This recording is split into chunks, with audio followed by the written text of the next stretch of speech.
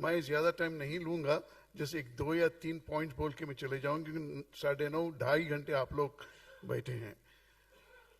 जनाब प्रशांत भूषण साहब ने जो आज उनका कीनोट एड्रेस था, ये बहुत अहम है। ये काम करते आ रहे हैं और उन्होंने जो कहा सच कहा। इसके लिए ऑल इंडिया मिलिट्री काउंसिल इनको इस्तेमाल करके क्या कर सकती है, ये एक एजेंडा बनाना चाहिए। और ऑल इंडिया मिलिट्री काउंसिल को रिक्वेस्ट करता हूं, फर्स्ट आप इंट्राफेथ कीजिए, मुसलमानों के मसलकों को जोड़िए। ये सबसे अहम काम है, क्योंकि आजकल हम बटे हुए हैं, टुकड़े टुकड़े हो गए हैं। और मैं करीबन 30 या 35 साल से जुड़ा हुआ हूं, और आज मैं याद करना चाहता हूं मरहूम अमीर शरीयत मुफ्ती अशरफ अली साहब और मौलाना रिफाई साहब और मौलाना रियाजुर रहमान साहब और मौलाना बाखर रशीदी। इन्होंने ऑल इंडिया मिलिट्री काउंसिल को ऐसा मकाम पे ले गए, मगर वो जाने के बाद कोशिश हो रही है, हमारे सुलेमान साहब शाहिद कर रहे हैं, they are doing the job, but उनको सपोर्ट सही नहीं मिल रहा है, उनको सपोर्ट सही नहीं मिल रहा है। और हम चाहते हैं कि सब मिलकर, मैं रिक्वेस्ट करता हूं नसीर साहब और पूरे पॉलिटिकल लीडर्स को, उन ऑल इंडिया मिलिट्री काउंसिल एक ऑर्गेनाइजेशन ऐसी है, should become a pressure group of our community. We have 2 bodies, एक all India Muslim personal law board और ऑल इंडिया मिलिट्री काउंसिल, ये 2 हमारे हाथ हैं। इन दोनों को हम मजबूत किए, जो भी फिरका परस्त ताकतें आज हमको कुचल रही है, उनसे लड़ने के लिए मौका मिलेगा। हम शायद कहीं वी आर लैकिंग समवेयर। यहाँ ऑडियंस में भी सुलेमान साहब ने, शाहिद साहब ने बहुत मेहनत की है। I am not blaming you guys, we have to blame ourselves.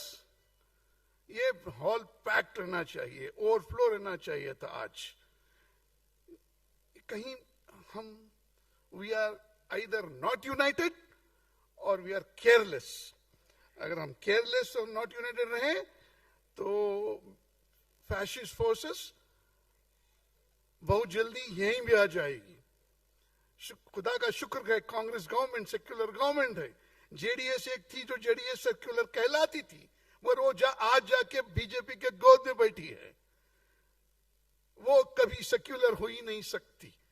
अगर सेक्युलर है, मैं किसी पार्टी का मैं प्रोपेगेंडा नहीं कर रहा हूं।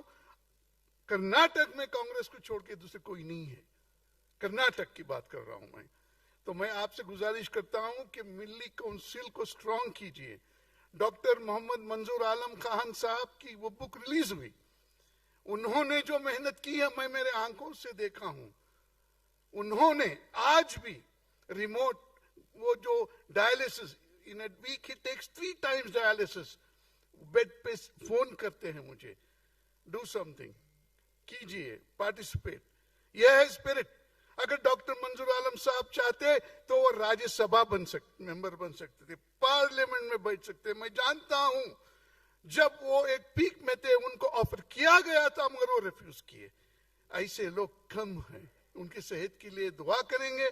और मैं गुजारिश करता हूं, नसीर साहब एक बहुत बड़े पोजीशन पे हैं आज, political secretary to the honourable chief minister.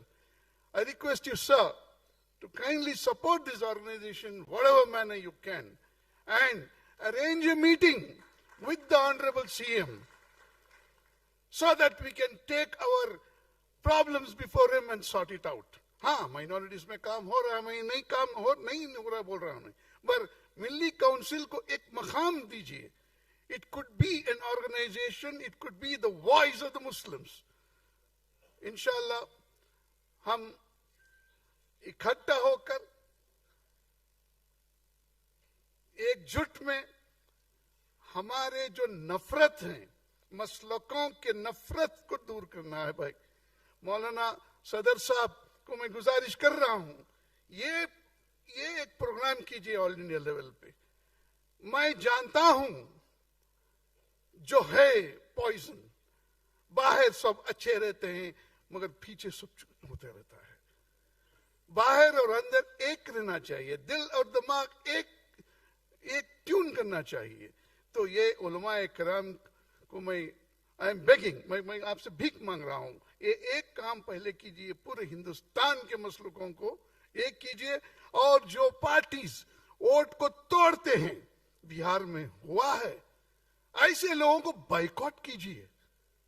जो मुसलमान लोग पार्टी फॉर्म करके तोड़ते हैं मुसलमान के वोटों को, बटाते हैं, they are more poisonous than the fascist forces. Thank you.